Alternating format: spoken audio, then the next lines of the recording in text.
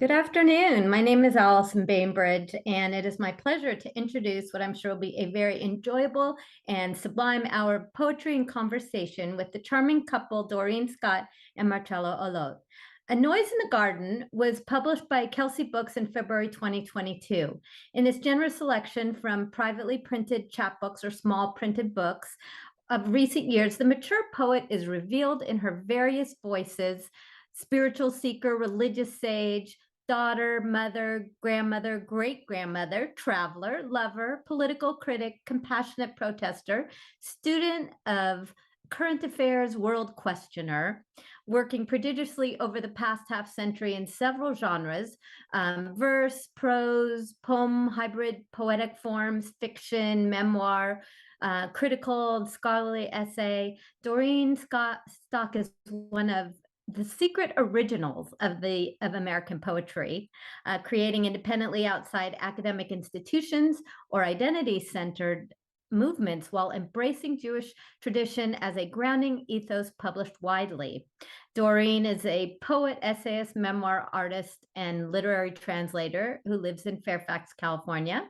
Other publications include In Place of Me, poems selected and with an introduction by Jack Hirschman, Three Tales from the Archives of Love, a work of historical fiction, Tango Man, a collection of love poems, and Bye Bye Blackbird, poems touching her mother's last days. A selection of her poems and translations and an interview have been archived at Marin Poets Live.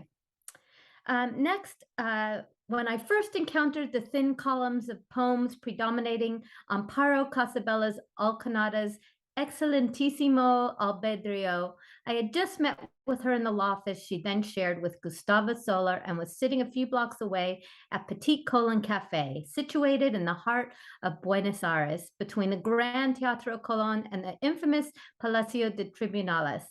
I'm butchering the Spanish, I'm sure. Through the cafe's wide glass windows, I could see porteños streaming past me, and indeed this window full of ordinary citizens is exactly where the first poem begins, with its elegant consideration of the true nature of the other, referential to the self. The first canto announces a poetry at once introspective and philosophical, dressed in a postmodern grammar, and this enunciation containing the words pain and humanity evokes the collection's profound concerns. Written over a period of 10 years, these poems range widely as young Amparo moves from her grief at the death of her father, the Argentine journalist and cultural force Ramiro Casabellas, out into a world written both large and small. Because from her earliest years she was exposed to her father's library, such literary greats as Pablo Neruda, whose funeral her father attended clandestinely, Octavio Paz, Miguel Hernandez, Federico Garcia Lorca, Oliviero Girondo, Gustavo Adolfo Becker, and Ruben Dario. Casabella's Alcanada was deeply grounded in her literary tradition before she even picked up the pen to write these poems. This from Marcelo Holot, who was born in Buenos Aires. He is a journalist, investigative historian, World War II specialist, and has for years conducted guest radio and TV programs on current affairs and general information. He was a collaborator at Radio Universidad de La Plata, the oldest university radio in the world, at Universidad LR, and at For They Themselves with Oscar Ochoa de la Mata. He has interviewed 5 Nobel laureates, Argentine and foreign presidents, national and foreign ministers, writers, and medical greats. The astronaut Franklin Change Diaz.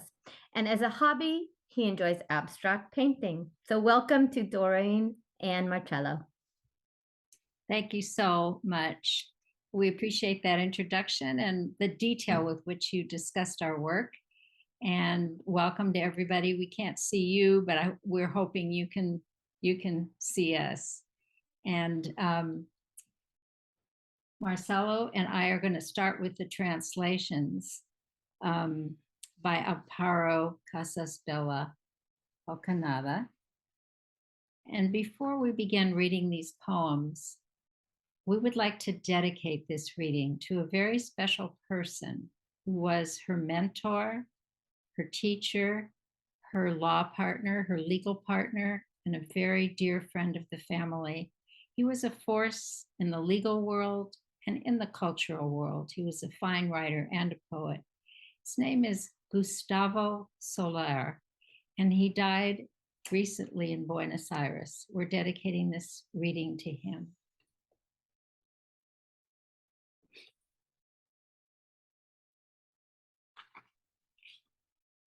Indeed, the book is dedicated to him and Amparo's father, and it begins with a quote by him.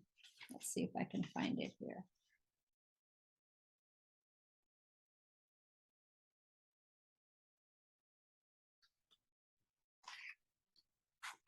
When you are a hammer, strike.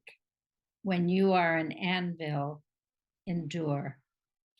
Do you want to say it in Spanish? Yes, of course. Cuando seas martillo, golpea. Cuando seas yunque, aguanta. The first poem we'll read is a poem that was described in the introduction. It's called First Canto. Marcelo will read it in Spanish first, and then I'll read the translation. Canto primero. No confundas con realidad a la tristeza que anuncia tu razón.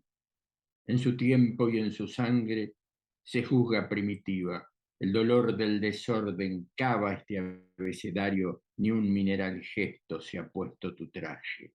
Ese que de a ratos huye, ese que te condena a no mirar, no apedrees las fuerzas que te acongojan, creyendo del otro solo una circunstancia, si es su vida un pliegue de tu certeza, si al fin son los otros los que habitan tu espejo.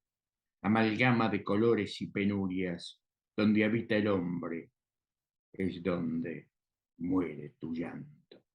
Buenos Aires, 18 de julio de 2004. First Canto.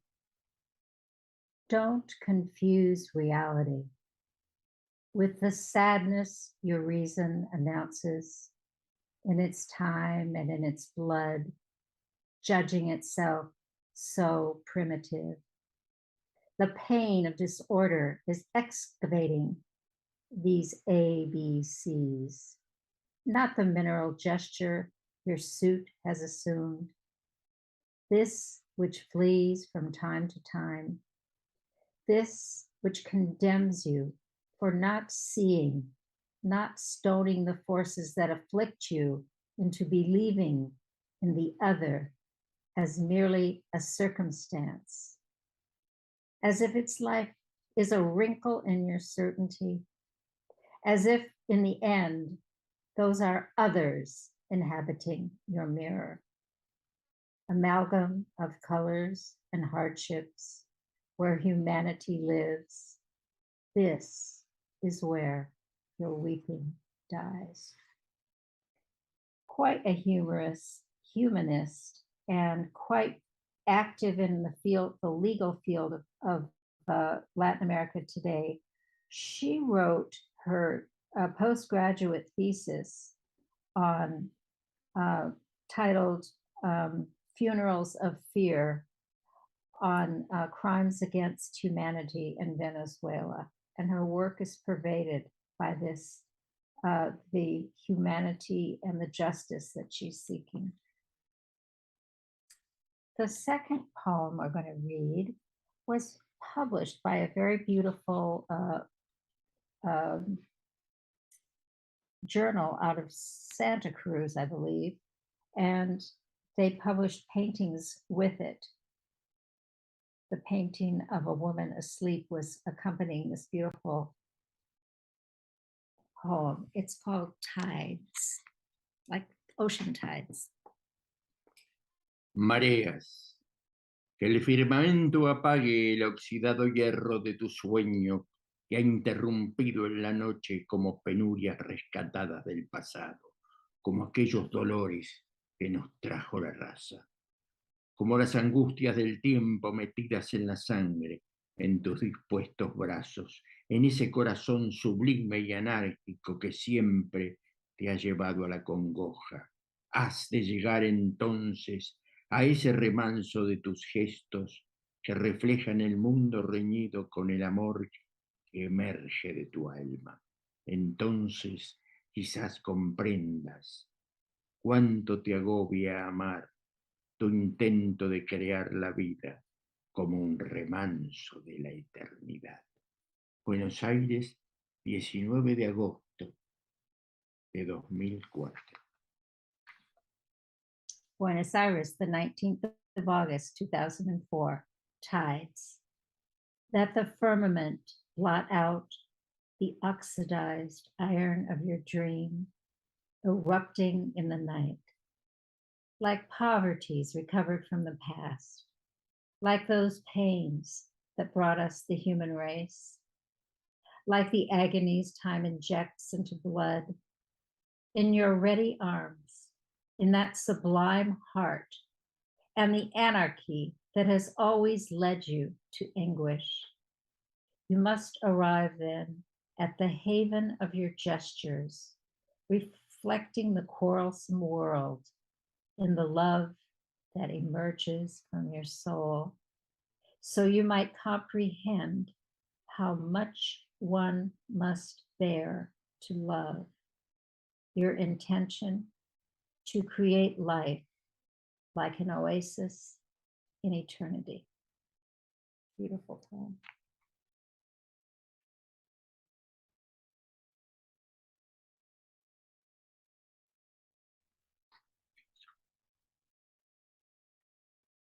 The next poem is written for her father. He had just died. I think he was in his late 60s when she began writing these poems, some of them. The collection spans a period of time for about 10 years. And this is one of many that are dedicated to him. This is called 36 and 99. And it's on page 36, so something mystical has happened in the text.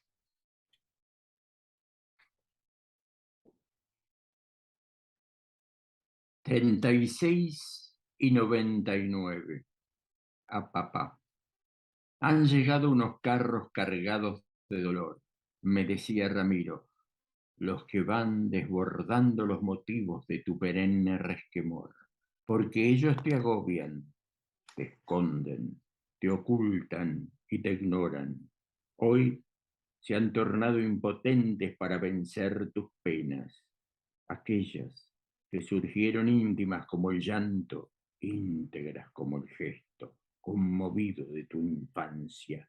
Ahora ellas se enfrentan a un coloquio bizantino y saben cuán diluidos se han vuelto tus marcados rasgos. Qué fatídico y miserable juego el azar, irrisoria la irónica dolencia que te ha palpado. Sonámbulo el ánimo anda relegando los días que subyugaron tu voz, pero han llegado tus manos, cargadas de cariño que avasallan a beso limpio tu despierto, que se alzan contra la impune barbarie que fusila la ilusión. Han venido a fundarte, a fundarnos, a plantarse en tu solapa como prológmeno del poeta. Donde quiera que estés, la muerte buscará atemorizar tus sueños. Buenos Aires, 11 de noviembre de 2004. A translator's note here. It is always difficult to render the depth of emotion of the Spanish. English feels lighter and less, I don't know, less emotional somehow. So it was very, very difficult to get the emotion of this poem into English. 36 and 99 for Papa.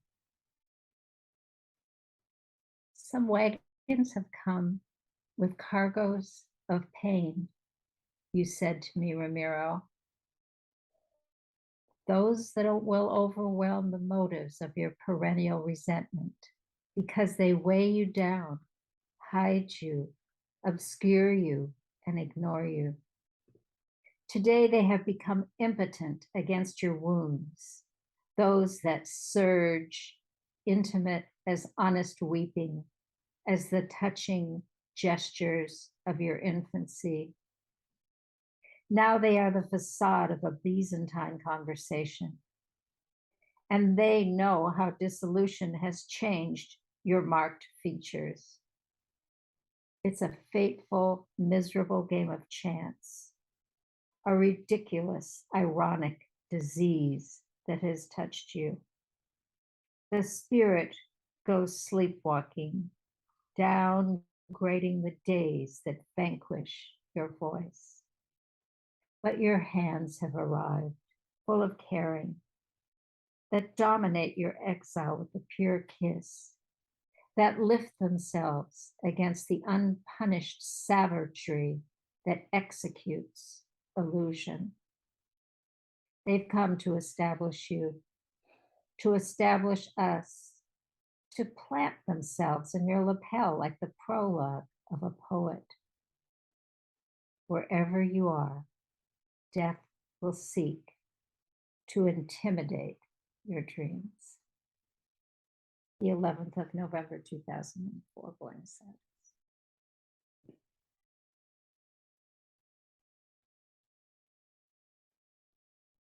One of Amparo's favorite writers when she was a young woman was Carlos Fuentes. And this short poem is a shout out to him. I'll have Marcelo read it first in Spanish. México verbal. A Carlos Fuentes. Verbaliza mi nombre. Encárname en la cumbre de tu voz. Mueve el paso que hemos desviado, rómpeme las manos. Anda, suéltale al mundo tu añoranza, despierta las muecas de la palabra, haznos tu don, tu especie, tu letra. Buenos Aires, 25 de noviembre de 2004.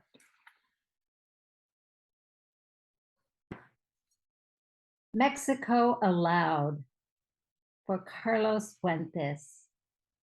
Verbalize my name. Incarnate me in the summit of your voice.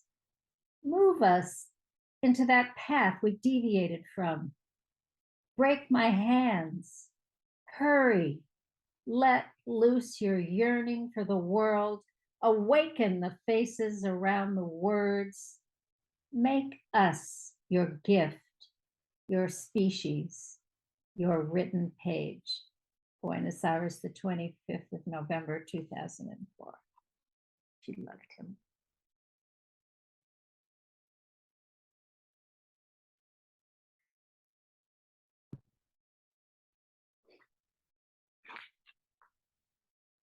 I believe the next poem was published in San Francisco. Yes, it was published. It was published in a volume called Building Socialism by the San Francisco Poets Brigade in 2020. Fraternal Land. Fraterna tierra, se alzarán al fin las manos de la edad, cronológicamente desatarán el nudo de tu garganta. Hermano muerto, escupiré los látigos, hermano mío, gritaré que has vivido donde se esconde la masacre. Con tus manos presas del castigo, fundaré las calles que bautizaron tu destierro, del eco de un vestigio de tu voz. Rescataré la libertad que hemos dormido, naciéndonos cada día, comprenderemos que nos sobran las fronteras, que desconsoladamente nos han robado los abrazos. Buenos Aires, 7 de octubre de 2004. This title has bugged me. You know, translators very often go back and they see how they've translated things and they say, why didn't I translate it another way? What I love about the title, Fraternal Land, is that it focuses on brotherhood rather than fatherland or motherland. Fraternal land is brotherly land or brotherland. And sometimes I wish I'd translated it just that way. Fraternal land. In the end, the hands of our age will raise themselves date by date, will untie the knot of your throat, my dead brother. I will spit out the lashes. I will shout that you have lived where the massacre was hidden with your hands in chains. I will found the streets that baptized your exile from the echo of a vestige of your voice. I will ransom the liberty that has been put to sleep, being born, giving birth to us each day. We shall understand that we have too many borders that have heartbreakingly stolen our embraces. Buenos Aires, the 7th of October, 2004.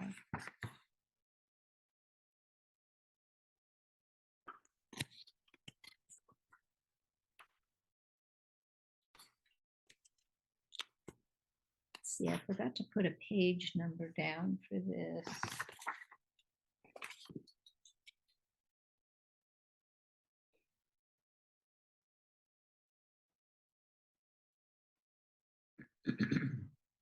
Okay, here it is. Terruño, native land. This was also published by the Poets Brigade in their 2022 anthology. Terruño. Soy el poeta demorado de las campiñas del alma que rasga la hollada tierra de tu pena, madre chiquita, purísima indefensión. Voy venciendo los senderos, galopando en tu llanto de niño color de sol, una de luna y otra de arrullo. Dos campanitas trae el alfarero para coser mi cuna de barro, apretado de ignorancia. Soy el alba embravecida derrocando desalmados. Patrio del Cabildo de Buenos Aires, 11 de marzo de 2006. Native land. I'm the delayed poet of the soul's countryside that rips the hollow land of your grief, little mother, pure defenselessness. I'm conquering the paths, galloping in your tears of a sun-colored girl, one of the moon, another of murmuring. Two small bells bring the potter to bake my cradle of clay, tight with longing. I am the raging dawn, toppling heartlessness. This volume was also dedicated to her mother, and she has a prologue in which she talks about her mother's life. So this poem is actually very appropriate to read. And we're going to close with one.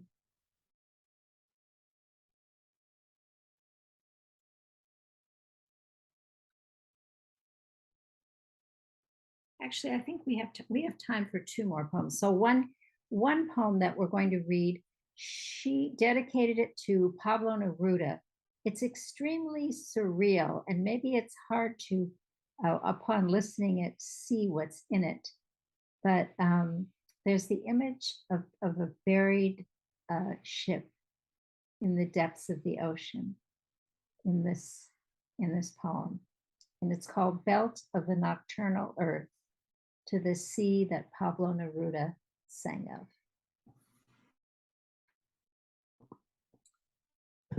Cinturón de la tierra noctámbula, al mar que cantó Pablo Neruda. Golpeándose los puños, la andariega señora muerde y ahonda en cada lamento, explorándonos el alma. Trae miedos de infancia y noche en los ojos. Habita el olvido del mundo, donde silban la canción, los hijitos de la tierra, canto y raíz en las cuencas, silencio visceral en las entrañas. crecidas de naufragio. Las niñitas, mascarones, barruntan lo que harán, vuelven de cada viaje a su ruta lastimosa, donde aullan empotrados los buques del dolor milenario. Manto de la tierra, palma herida de la luna, muere el mundo cada vez que cierras tus viajeras manos. Buenos Aires, 17 de julio de 2006. Belt of the nocturnal earth. Beating her fists, the wandering lady grasps and digs into every lament, exploring our souls for us, bringing childhood fears and night into our eyes. She inhabits the oblivion of the world, where the little children of the earth whistle a song and root in the hollows, visceral silence, flood tides in the bowels of the shipwreck.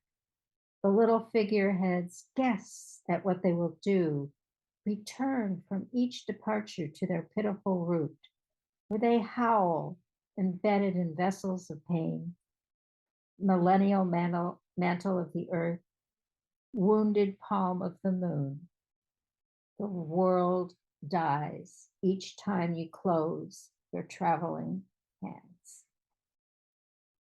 I don't know how one attends a funeral clandestinely, but legend or history or fact actually says that Amparo's father did attend Neruda's funeral, and it had to be clandestinely because he was very active politically and risked arrest. Do you know any details about this? No, not in this moment. Yeah. Well, it's very. She was part of a huge literary circle, and her father's library is what she cut her teeth on, and I'm sure she read everything that Neruda ever wrote. We'll close with a poem that was written about her grandparents. Elkanah would be her father's parents, who had an estate in the countryside, and it's described here, all the wonderful memories that she has of it. It's called Montiagugo. Monteagudo, a la casa de mis abuelos Alconada. Dejamos la niñez durmiendo en tus jardines, donde ahora juegan otros niños a imaginar quiénes vivían en tu alma. Dejamos también la alegría de las navidades, los paisajes del otoño y tus tristes despertares.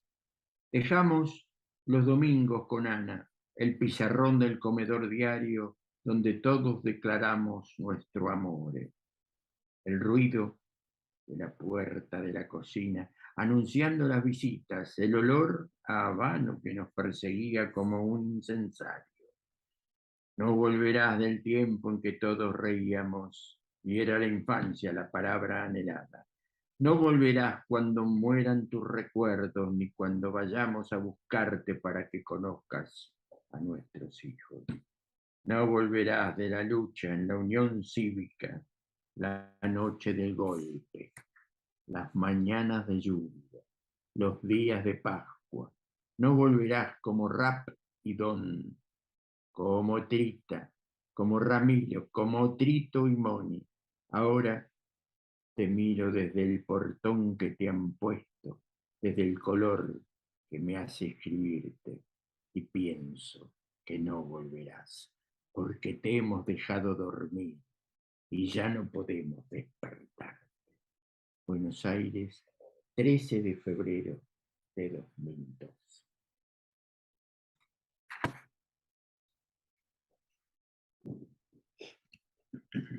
Montiagudo, for the house of my grandparents, Elkanah. Let's leave childhood sleeping in your gardens, where imagined children now play, the other ones who've been living in your soul. Let's leave the joy of Christmases, the landscape of autumn, and your sad departures. Let's leave those Sundays with Anna, the dining room blackboard where we all declared our loves, the noise of the kitchen door announcing visitors, the smell of Cuban cigars that followed us like an incense burner. You will not return, the time in which we all laughed and were the infancy, the longed for word.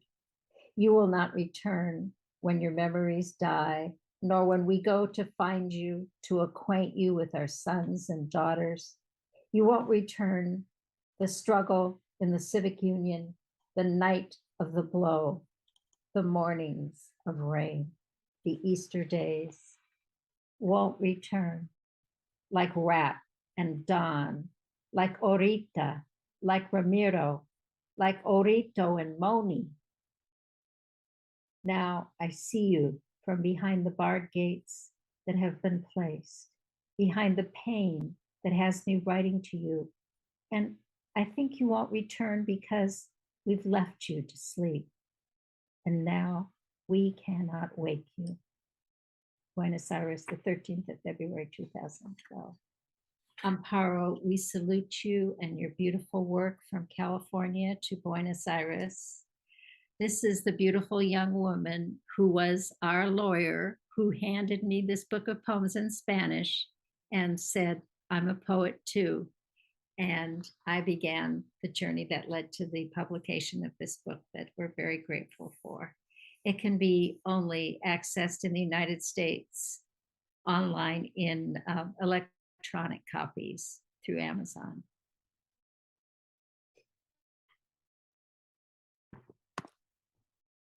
Thank you. Thanks to you.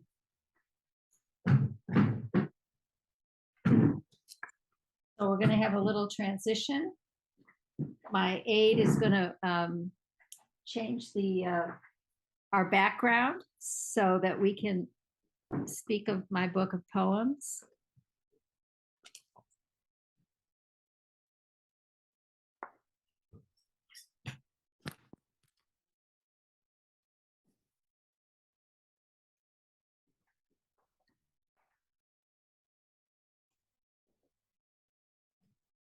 This reminds me of vaudeville.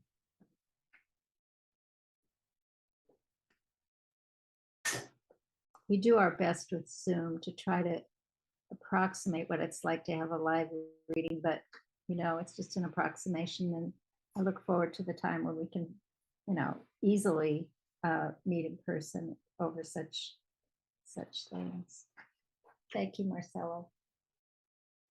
The beautiful cover of this book was composed by the etching was by the artist Susan Weissman of Los Angeles, and the background to the etching was actually a computer design by my granddaughter, Sophia Drozd.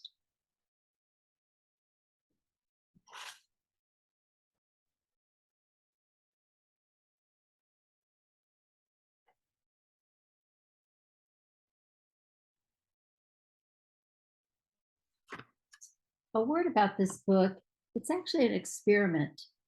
I've taken some poems that were written long, long ago and put them together with poems that are more recent. The book spans 10 years of writing, and there are different sections for the different years. But it begins with a poem to a 4-year-old, and it ends with a poem on my 70th birthday. There are 4 generations in this book. My grandchildren and great-grandchildren among them. The title is A Noise in the Garden. And the first poem I will read comes from the center of the book. It was a section that was written in 2016. Every year on my birthday, I collect poems and give them to friends throughout the year, the poems that I've written in that year. And these were written in 2016. I chose to start with this poem because the theme of the butterfly kind of moves throughout the book, and this is one use of it in this poem. It's transgressive, and I guess I want to dedicate the reading of this poem to Salman Rushdie, whose transgressiveness led to his recent wounding and his recovery we're praying for. Today he's off of lights. I guess he's off of the respirator, so this is very good. So this is only slightly transgressive, but I thought I would read it. The Butterfly Blouse. There you are at Reuven's bar mitzvah, in a translucent blouse, appliqued and multicolored butterflies, long pearls hanging over the black silk scarf Amy stitched up for you right before we flew. And here we are, all in one long printed line, great-grandson, granddaughter, you and me, your oldest daughter, the one writing it all of this down. You turned a dazzling smile toward the camera as you stood with Reuven in that party hall in Paris, where minutes later you and I trudged through a sea of black-headed men, seated separately from the women, of course, to reach the only one bathroom in the place. I know you wanted a perfect Orthodox burial, Mother. The little white shroud like a spacesuit all buttoned up, folded over you, and the white bonnet tied just so. But at the last moment, I had to send them to accompany you, the bright, winged ones, trapped in your gauzy blouse straight from that last simcha. Yes, it's done, winked the attendant from Desert Memorial Park, used to many such bizarre requests, so that I may here sit years later among softly rustling trees and imagine their wings carrying you, breast, heart, shoulder, fluttering through that sea of black hats all the way home.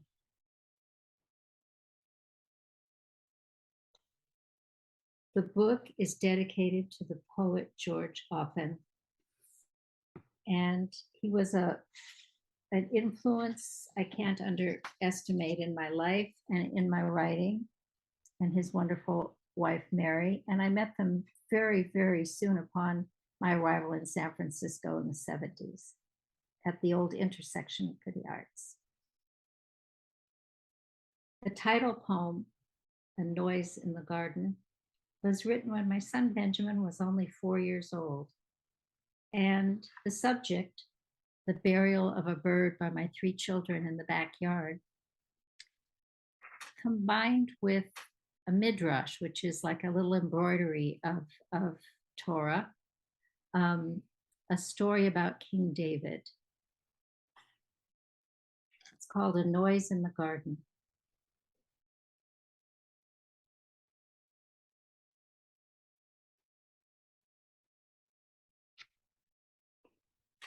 According to legend, King David tried to postpone the hour of his death by reading God's law without stopping, knowing that the angel of death could not take his soul while he was studying.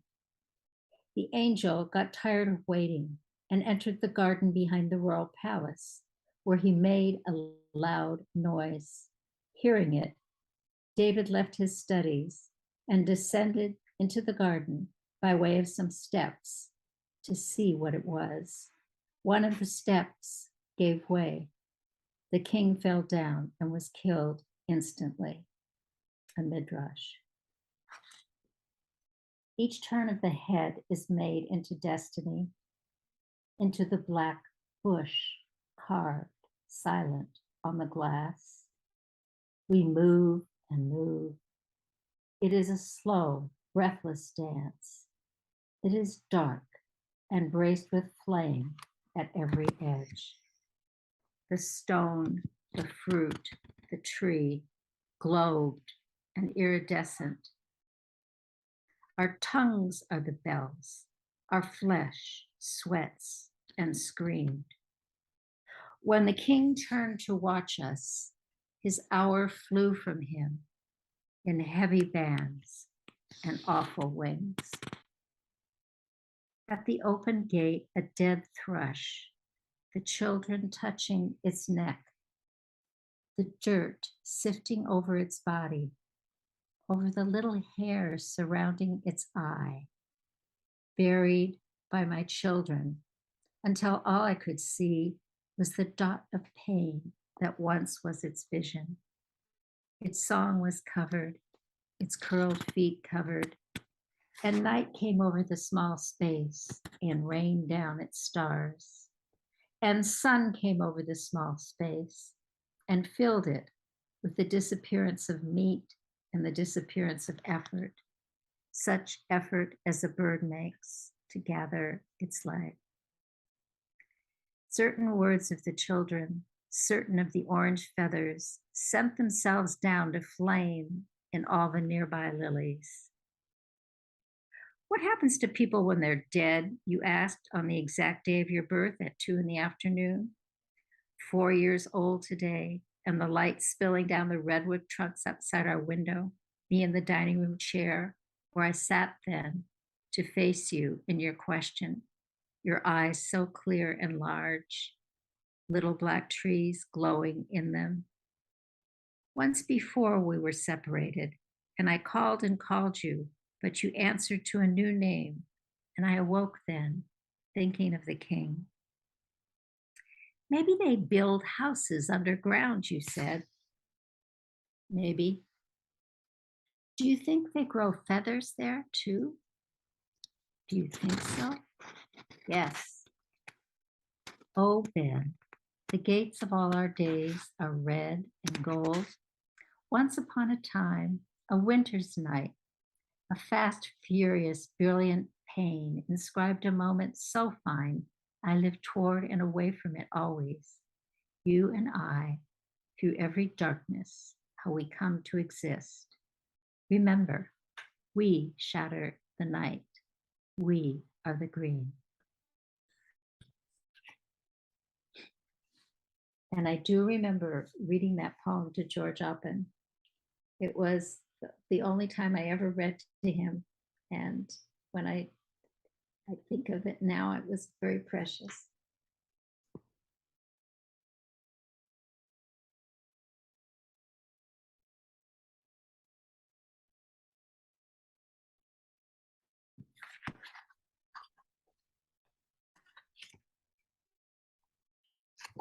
The subject of this poem is rape in warfare. And it comes from a dream that I had. And it could have been written yesterday or this morning, but it was written years ago. It's called Mathematics of the Violated. As we were flying, we saw them coming again, spraying us with their boiling yellow gases. As we were flying, we tried to avoid the brown and yellow, and I reached back to grasp the hand of my father, who was also flying.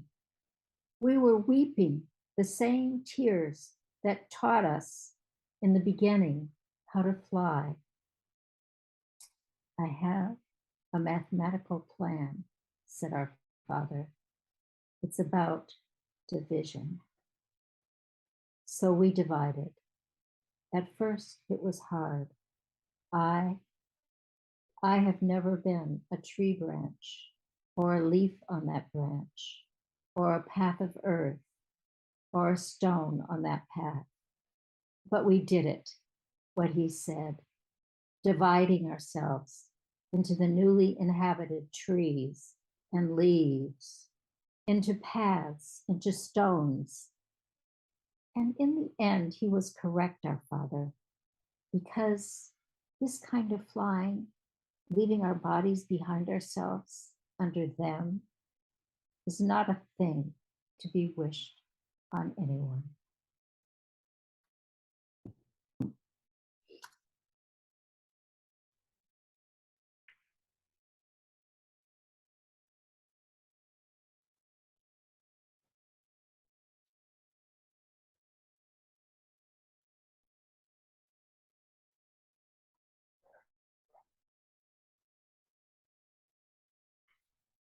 This is a different kind of flying.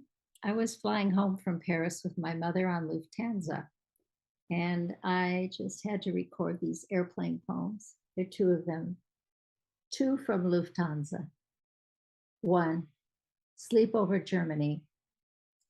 An hour at most, but deep and swimming in the dark plain, in the body of my mother, so that when I wake, I have to rush past rows of the mute closed faces toward the spacious silver John, down the stairway of the jumbo jet, swishing past stars, and the two little doors swinging behind me, groggy, stiff-necked, and filled with sadness, the kind only she knew. Her own world almost vanished, her arrival time unforeseen and cloaked with fear. 2. Smoking chamber, Munich. To the right of gate G19, a square plexiglass sealed room. Smoking, the sign says, and there under a blue light, like a cage full of rare animals, the smokers in transit, lighting up, quietly, puffing, inhaling each other's exhale. Nowhere to sit, so they do it standing. Does it alarm you that at this point, this prose has no poem in it? Show me forbiddenness, and I'll show you a poem. As two of them face each other in short, perky haircuts, connect, begin to kiss, their lungs turning pink under their slinky sweaters, their low-slung jeans allowing their navels to escape and float upward, their cigarettes thudding to the floor, unsmoked in a single pristine pack. Green, hip, good for the planet. The longer they kiss, the steamier the chamber becomes. Other smokers have trouble lighting up. Some actually leave. The eco-revolutionists prolong their activism without even coming up for air, while plane after plane takes off into the velvet night, while star after star spins.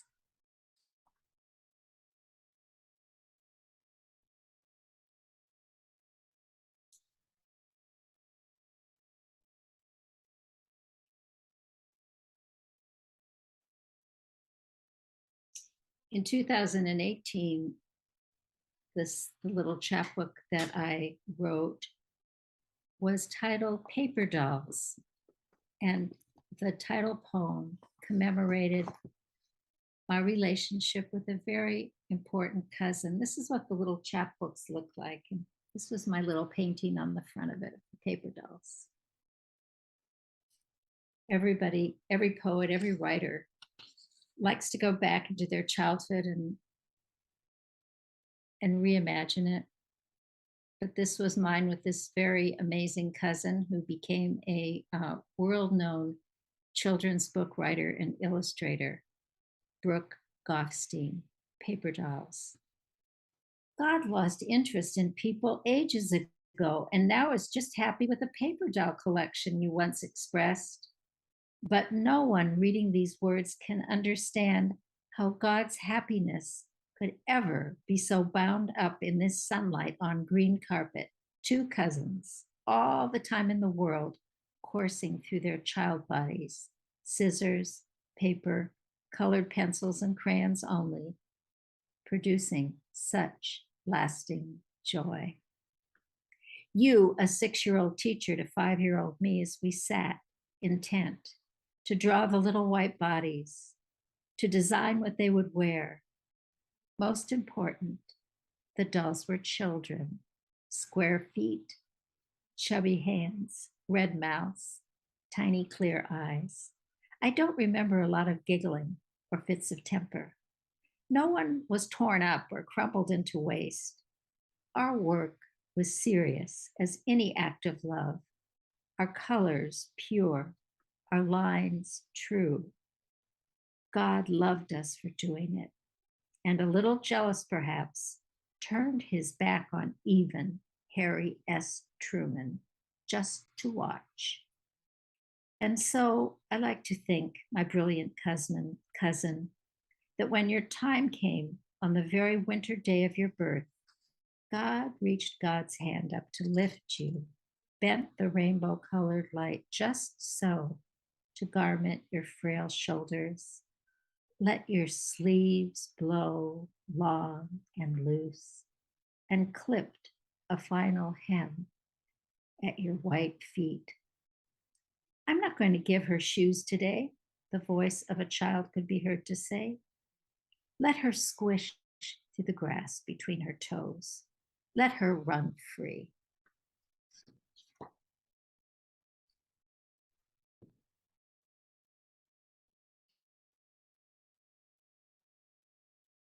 And the promised poem for a great grandchild is the one I'll read next. We have only 2 poems left. This poem is for my great granddaughter, Elisa.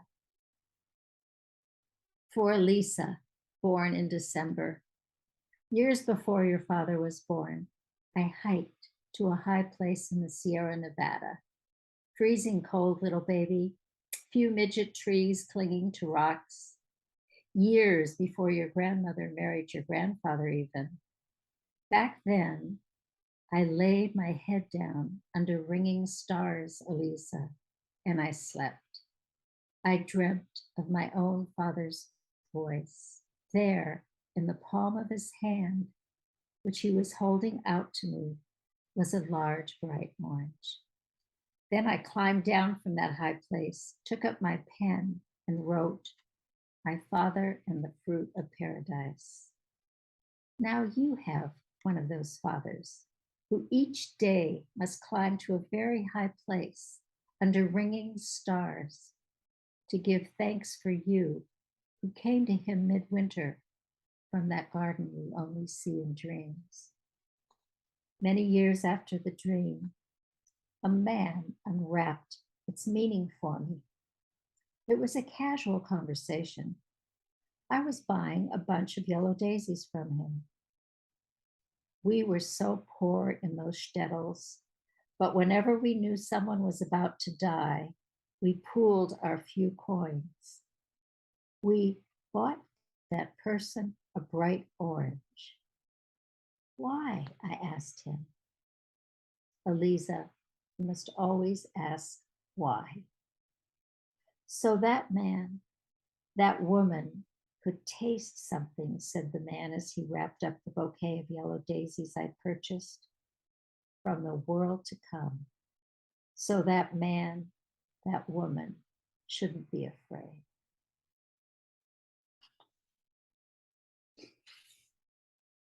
The last poem that I will read to you this afternoon was written at the Academy of Science, where the author's photograph, I guess the sunlight might be on the back cover of my book, was taken when a butterfly landed on my nose and wouldn't go away and stayed there. And my daughter, Amy, who's a very gifted photographer, took a picture of it.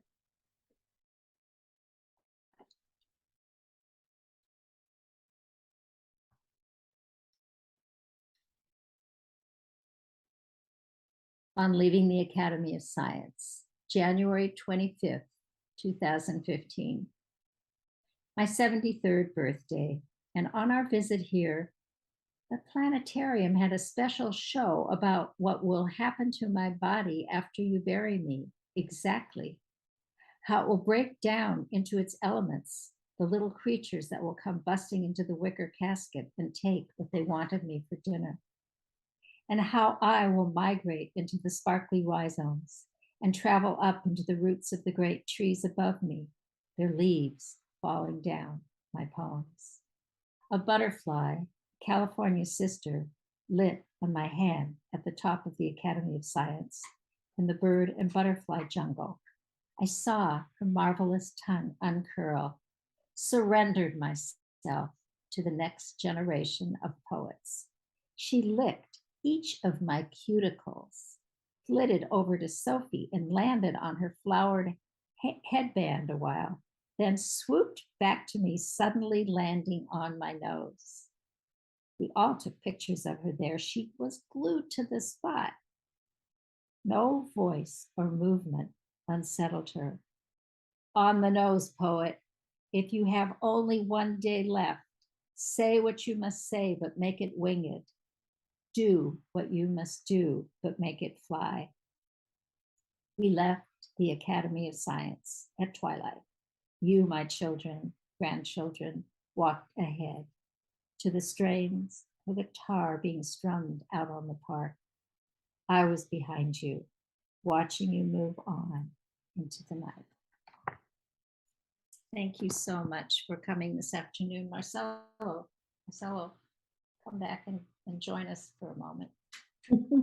Thank you so much. That was so delightful. Love the translations and the reading of your poems. We so appreciate it. So honored to have you both here. And for our audience, thank you for joining us today. If you'd like to purchase the book, we have copies of A Noise in the Garden at Book Passage. And as they said, the other one for Casabella's Alcanada's Excelentismo, you can get online since it was published in Argentina. So thank you again so much. Everybody have a lovely Sunday, and we'll see you next time. Thanks for coming. Thank you. For Canto